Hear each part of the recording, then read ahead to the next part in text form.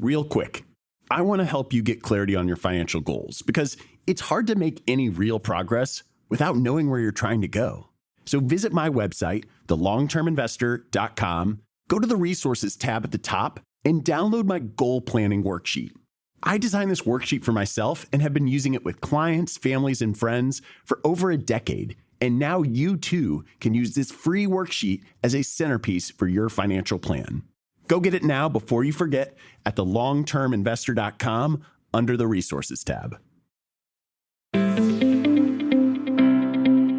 We all need to make smart decisions with our money. The Long-Term Investor podcast shows you how by distilling complex financial matters into easily digestible lessons. And now, here's your host, Chief Investment Officer at PlanCorp and the author of Making Money Simple, Peter Lazaroff. Welcome to the Long-Term Investor, proud member of the Retirement Podcast Network. This week, we're going to talk about Social Security in a way that builds on our previous two episodes. In episode 157, we talked about what it means to be a reserve currency and why the US dollar holds its dominant reserve currency position. And in episode 158, we built on some of those ideas and introduced important concepts from modern monetary theory to better understand our country's national debt. Now, in my opinion, there are few topics as broadly misunderstood as US government spending, and as a result, many of the conversations around Social Security from a policy perspective are off the mark. I also think people lack the appropriate context for Social Security in their financial plan and their personal investment portfolio. So that's the goal of this episode, to help you understand how to think about Social Security within your financial plans and personal portfolios. But to do so, we must first understand the financial well-being of Social Security, as well as the potential policy changes that could impact the future of the program. President Franklin D. Roosevelt signed the Social Security Act in 1935 as part of a system he believed could provide financial security for everyone in the country, and as he put it, from the cradle to the grave.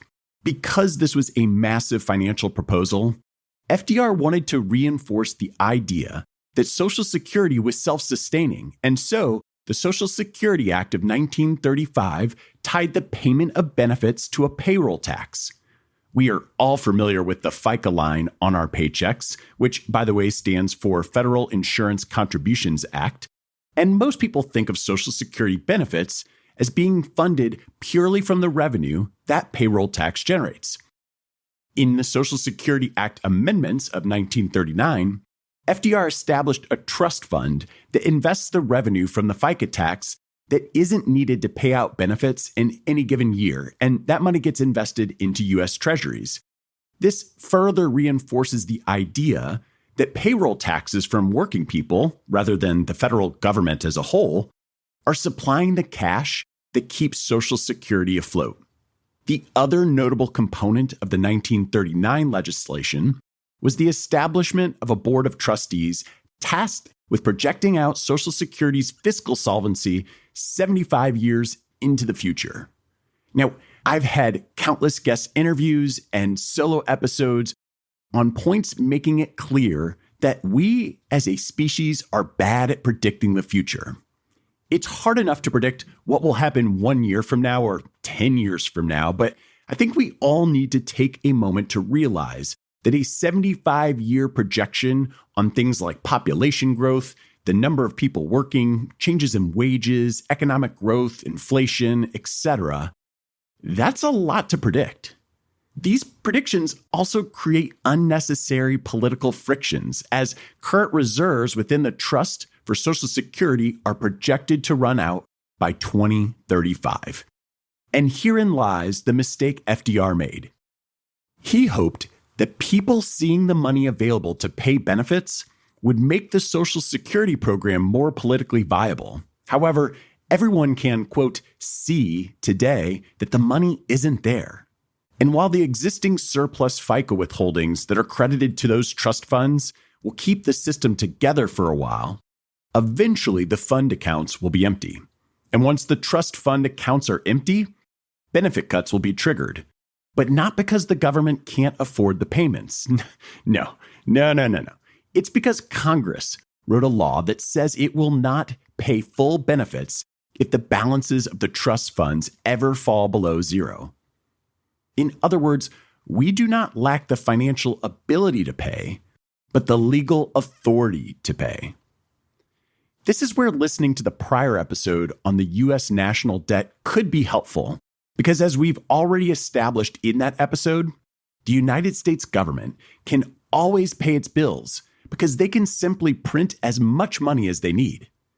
Deficits and the national debt don't really matter because the risk of default is effectively zero when you can print your own money.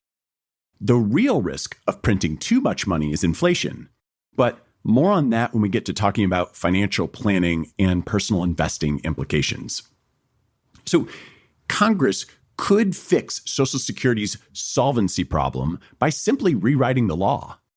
Why haven't they done so? Well, to date, most politicians seem to think that the best way to preserve the program is to shore up the trust funds so that the 75-year projections can show it as fiscally sustainable. But they could simply write the law the way Medicare law is written. Within Medicare, there are two trusts, one for supplementary medical insurance and another for hospital insurance.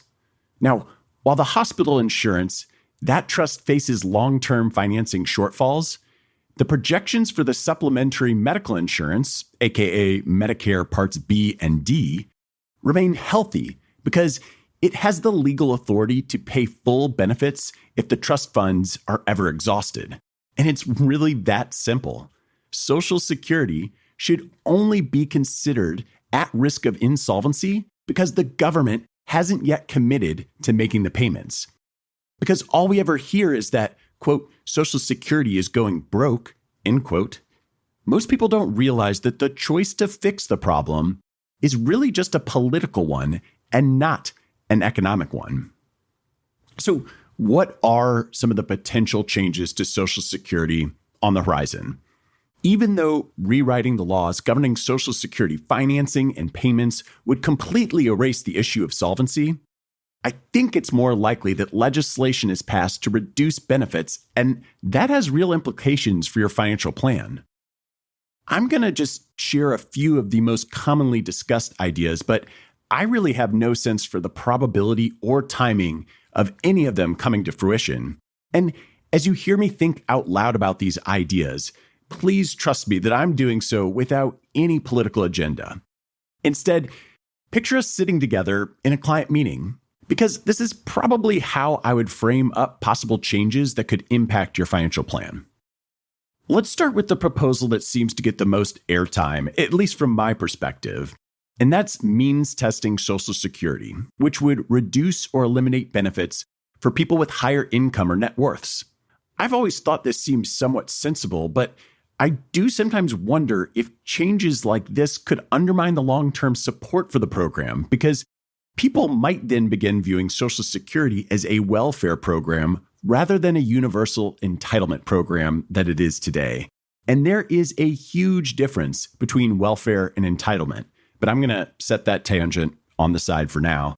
However, I can't see how politicians might like all the nuances and measurements involved with mean testings, because that gives them lots of things to debate and negotiate, and we've got to give the politicians something to argue about, right? In all seriousness, another idea that gets quite a bit of airtime is just changing the full retirement age for collecting full Social Security benefits. Not only does this reduce the amount of benefits a retiree receives over their lifetime, but it could also theoretically increase the number of years somebody works and continues paying FICA taxes. You could also point to the fact that people are living much longer than once before. However, there is also pretty concrete data showing that life expectancy is closely tied to income. I'm not saying that makes increasing the full retirement age right or wrong, but I do think it's worth noting as we begin to handicap different possibilities for future changes to Social Security. Increasing taxes, now that is always an option that is discussed. In 2024, earnings above $168,600 are exempt from Social Security's 6.2% payroll tax. increasing that threshold would provide a relatively hassle-free way to increase tax revenues earmarked for Social Security benefits. It's hard to picture this type of thing happening anytime Republicans control Congress, but this is a change I'd expect to see at some point in time over longer horizons. And lastly, another lever to be pulled would be creating stricter disability benefits. And I feel like the criteria is already pretty strict, so I'm not entirely sure what the trade-off between stringency and savings to the program would really be. But I honestly don't let this idea distract me too much with clients because I prefer that they rely on private disability policies in their working years while being fully self-insured for disability in retirement. With everything we've discussed today, it's time now to address the big question, and that is, how should you incorporate Social Security into your financial plan? I think different parts of planning require different assumptions about Social Security, and how aggressive you are with those assumptions really would come down to what sort of probabilities and timelines you assign to some of those suggestions I just laid out. Now, in my opinion, a place you should always include Social Security is in tax projections, particularly as it pertains to decisions around Roth conversions and large charitable donations. In my opinion, excluding Social Security income in any evaluation of the trade-offs between paying taxes today versus in the future would be very, very aggressive. Now, when you're performing Monte Carlo simulations to test how changing market conditions or other variables would affect your ability to meet your goals, I actually think it's best to exclude receiving Social Security. If you aren't familiar with the Monte Carlo analysis, it's when you run assumptions about all your future inflows and outflows through a series of randomized return streams that uses another set of assumptions regarding the returns, volatility, and correlation of different investments. Yes, you heard me correctly. That's two entirely different sets of assumptions mentioned in a single sentence describing a Monte Carlo simulation. I think everybody who has gone through one of these before knows that a Monte Carlo isn't supposed to be a crystal ball, but rather act as a framework for making decisions about things in life, such as your asset allocation, when to retire, how much you can afford to spend, that sort of thing.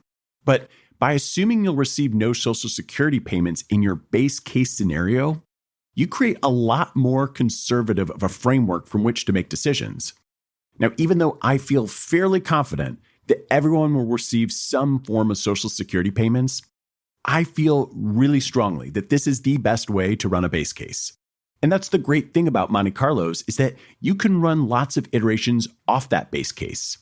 For example, I've come across a number of people in their 50s who are thinking about retiring before the age of 60, or maybe in their early 60s. And so the base case might give them a little bit of confidence, but not necessarily all the confidence they need to pull the trigger on an early retirement. But when you add back in Social Security, it ends up boosting the results and often gives people the necessary confidence they need to retire early. And I personally think it's very, very reasonable for people in their 50s to expect some form of Social Security payments.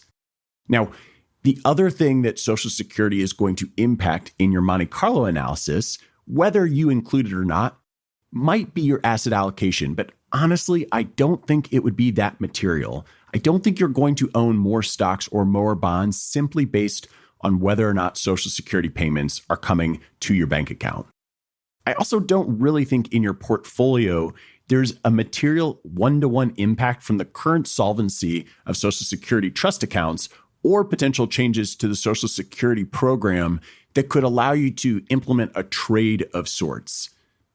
As I discussed last episode when we dove a little deeper into modern monetary theory, inflation is a risk of overspending. And typically in your portfolio, stocks are going to be the best long-term hedge against inflation. Unexpected bouts of inflation, it's really something that would require the type of hedging trade as opposed to long-term investment to really offset it. And the timing would have to be right. Otherwise, you would be sitting there with a losing position more often than you'd be sitting there with a winning position. And any sort of timing trade is obviously going to be very difficult.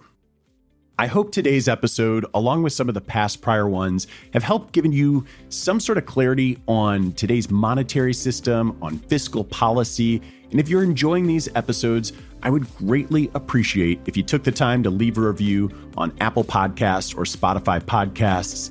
As always, you can find links and resources to everything mentioned in the show notes at thelongterminvestor.com. Thanks for listening, and until next time, to long-term investing. Thanks for listening to the Long-Term Investor Podcast. To access free financial resources and submit questions to be answered on the show, visit thelongterminvestor.com. Peter Lazaroff is an employee of PlanCorp and BrightPlan. All opinions expressed by Peter and any podcast guests are solely their own opinions and do not reflect the opinions of PlanCorp or BrightPlan. This podcast is for informational purposes only and should not be relied upon as a basis for investment decisions. Clients of PlanCorp and BrightPlan may maintain positions in the securities discussed in this podcast.